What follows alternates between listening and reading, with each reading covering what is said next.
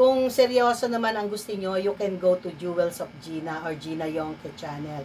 Doon naman sa Gina Yongke channel, yun naman po ay more of school, and nandun din po ang mga positive vibes natin, mga advokasya natin, mga sinishare natin sa inyong mga karanasan ko. Okay, dito sa karanasan natin, dito sa Eds, Dance, and Food, as I am saying, it's a journey. Weight loss journey. Nihingal.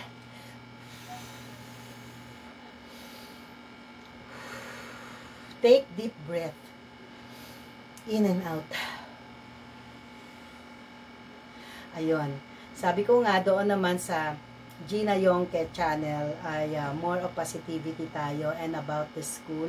DepEd orders, mga trabaho natin as teachers.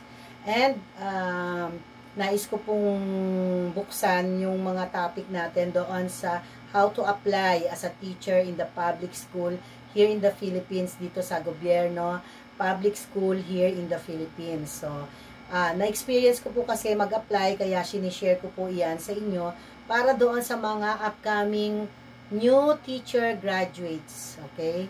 New teacher na graduates that are trying or planning to become a part of our public school system. Mag-share po ako dyan sa Eds, Dance, and Food channel. Pero dito naman po sa Eds, Dance, sa Gina Yongke channel, that's my first channel. Ito naman sa Eds, Dance, and Food channel, yun nga, more of be healthy, be wealthy, and be wise. Our exercises, our dance, mga iba't ibang dance na isinishare ko sa inyo. I hope that ma-appreciate nyo po my weight loss journey. So you see, it's not magic. Hanggang ngayon, walang filter. You can find me. I still have some fats in here. Pero anyway, ang sabi ko nga, first and foremost ay yung ating health. Pangalawa na lang yung ating body. Syempre, give us confidence also if you are healthy and you are having proportionate or proportional ang iyong katawan. So, ayun lang po. Stay sweet, stay strong, stay healthy.